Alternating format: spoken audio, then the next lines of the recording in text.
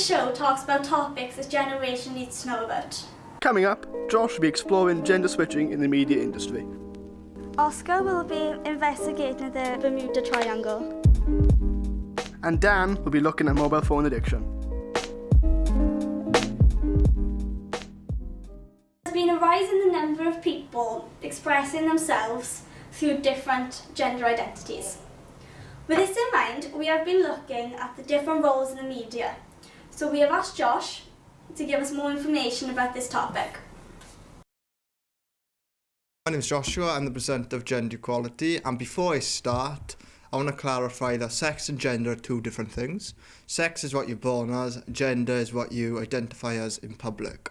Now, I like to talk about drag in general, like women dress up as men isn't as common as men dressing up as women. The most popular example is RuPaul. He's a drag queen. He's a man that dresses up as a female, and he became famous in 2009 for being a drag queen. Sets up a TV series called RuPaul Drag Race and inspires new drag queens to like perform in a competition of becoming the best superstar. The only problem with RuPaul, his show only consists of drag queens, not drag kings. Drag kings are not being famed as drag queens in RuPaul Drag Race. So that kind of like come to my point of drag kings need to be as popular, not popular than drag queens, but just about the same level as drag queens. As I said, drag kings not as popular. There was one, Anne Hindle, who became famous 1867 in New York when she was live performing in a nightclub. And when 1990s hit, the drag kings sort of dropped and they weren't as common anymore. As I said, drag kings are dying out, especially in 1990s. I think because Pirates of the Caribbean is coming to a stop and Jack Sparrow, as you all know, Johnny Depp is leaving Disney, they're putting a woman actor to take the place of the movie. And name, I believe, is Captain Red, or it might be Jackie Sparrows.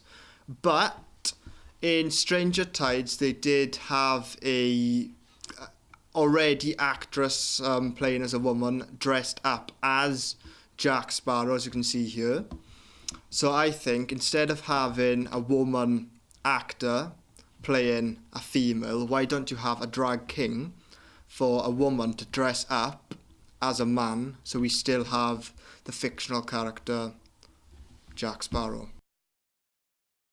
As women not being popular as drag kings, they are popular in animation, especially voicing male characters. Like Ben 10, played by Tara Strong, and Gugu, played by Masako Nozawa, and Nancy Cartwright also played Bart Simpson's Nelson and Ralph Wiggum. Examples of males playing voicing females is James Earl Jones, playing Maggie Simpson. Oh, Scott, you didn't let Granny down. Ed Asner as Granny Goodness in Superman, the animated series, and in Justice League Unlimited. But we're lost. How did you manage to get out? Ask him. Trade secret. In conclusion, drag kings aren't as popular as drag queens, but I think we need more drag kings. But women do voice male characters in gender switching in that precise role. Thank you for watching. I'm going to show you some interviews I've previously done. What's the difference between sex and gender? Sex is biological and gender is how you feel in your heart, I would say. Okay. If you get that, if that makes any sense at all. How do you think the genders are treated in media? I guess it depends on the like what specifically it's about, but I mean you get lots of people praising all sorts, and then you get lots of people like toxic masculinity and all that jazz, and I just think media in general is a pile of whack, and people talk a lot of crap about what they don't really get. So they see someone not dressing as you would imagine someone that dressing as their gender, and then they don't understand it, so they will trash talk it. Obviously you get a lot of people praising it and you get a lot of support. There's been people talking about the Bermuda Triangle being the biggest mystery. What is it? Oscar has been looking into the disappearance in the triangle and the reasons why. Today, we are going to be investigating the Bermuda Triangle. And what other conspiracy theorists thinks about them, and the scientific explanations to these strange occurrences.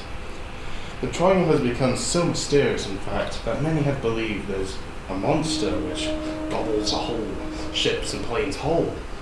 And, well, really, aliens could be behind it all as well, because some believe they abduct the passengers and the pilots to their experimentations. However, these bizarre conspiracies are said to be debunked by scientific facts. Or are they? Flight 19 was a group of 5 planes known as the Iron Birds, and they mysteriously went missing on December 5th, 1945. And one of these pilots being Lieutenant Charles Taylor. It's said by scientists that they may have been struck by vertigo and they got cognitive tricks messed with their head and they possibly crashed and now lie at the bottom of the ocean. Here's a video of Flight 19 distress call before going down.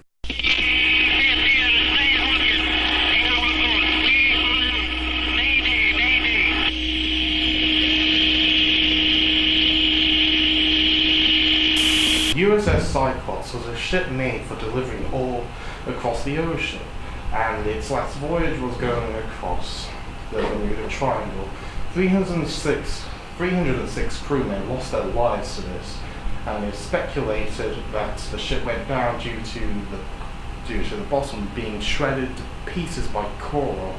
To this day, scientists are unable to locate the wreckage or whatever's left of the USS Cyclops. Was it swallowed by the ocean, or was it abducted? Here is a video about the USS Cyclops.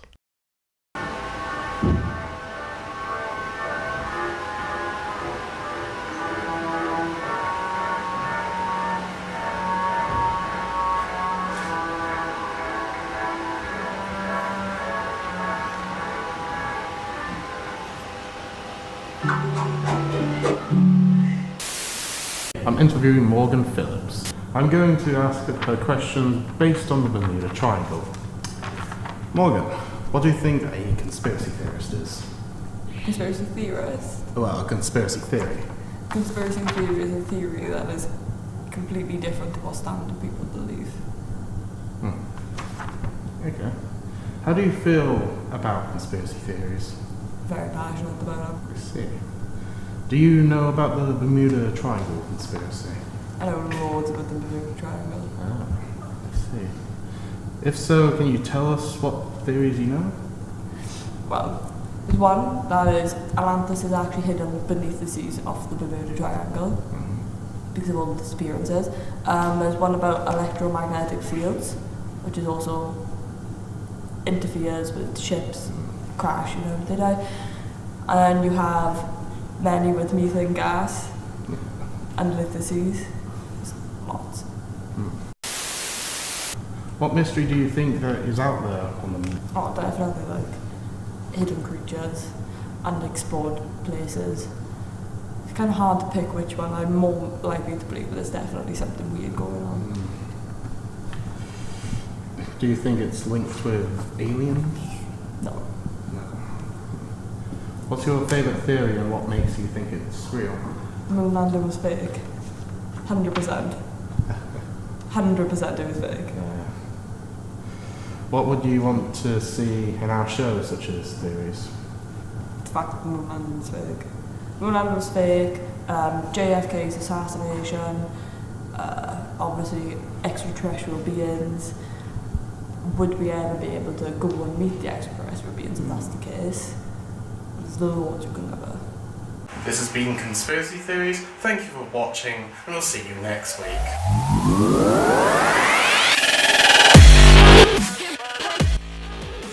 There has been a rise in mobile phone ownership and use.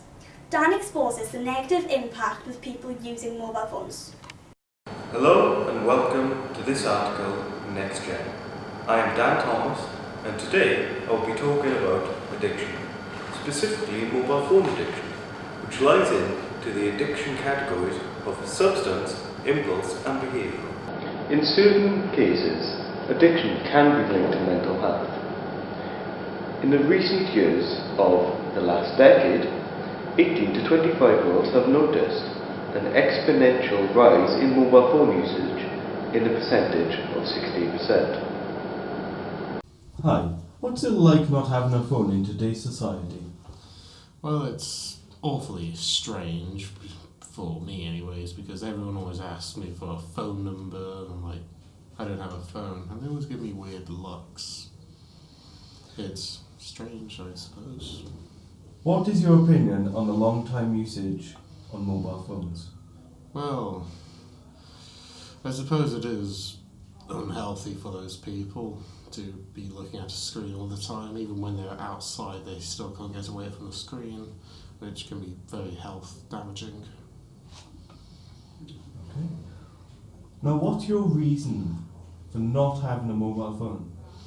The main reason is I just personally don't have much of an interest in having a phone, and the cost is rather this in the way, and I'd rather spend it on other things.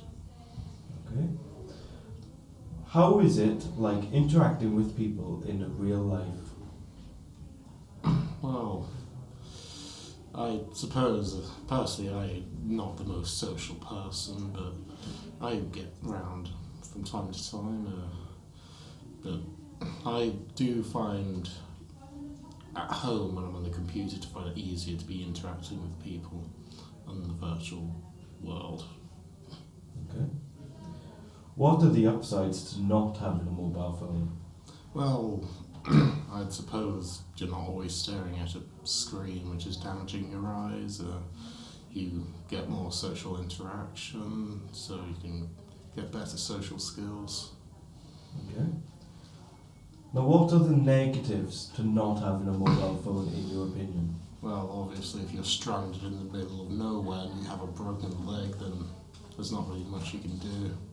It can be dangerous to not have a phone, and you get into really bad situations, and in general it can be quite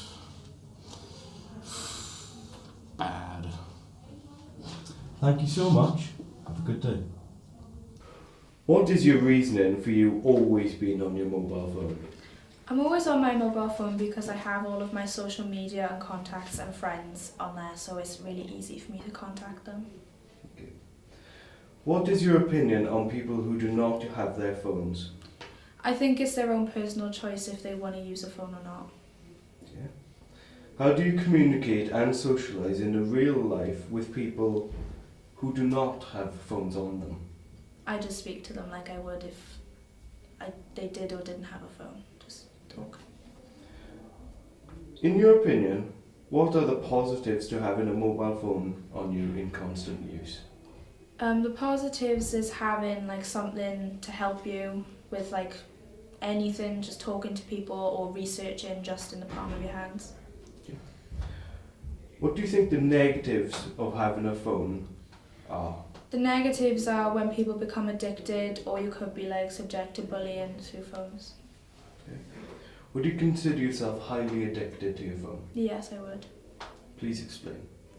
I'm just using it all day, every day, and it's like I'm never separated from it. Studies have found that the most frequently used apps in the UK consisted of Google Play Store users, closer followed by Google Chrome, Google Maps, as well as Facebook Messenger. This percentage of 18 to 29-year-olds has been the chronic phone use ranges up to 90%. Phone usage in ages between 16 to 25-year-olds, 2012, 86, 2013, 90, 84, 2015, 93, 2016, 93, 2017, 93. In the UK, there is an estimated population of around 60 million people. Thank you to Oscar and Saffron for their inputs to my questions. Are you addicted to your mobile phone? This has been our article on addictions. Thank you, have a good night, and goodbye.